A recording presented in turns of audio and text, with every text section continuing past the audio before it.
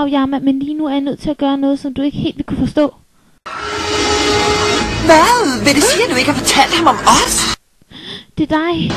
Hvordan tror du så ikke, jeg har det? Hvis jeg ikke vidste bedre, så kunne jeg tro, at du bedre kunne lide ham, end du kan lide mig. Måske er det på tide, at vi siger det til ham. Hvad siger du? Du ved, at du bedre kan lide mig end den simple skoledreng. Skal vi ikke finde ham med det samme? Det synes jeg ikke.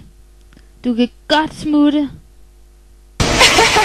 Jeg kan altså så godt lide, når du er lidt vild. Jeg kan være meget vildere end det.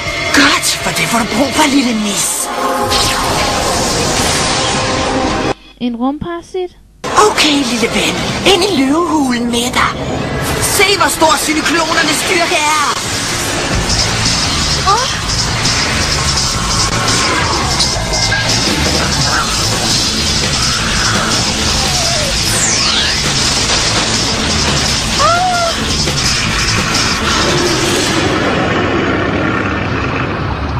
Hvordan skal jeg kunne kæmpe mod noget, der er på størrelse med et hus?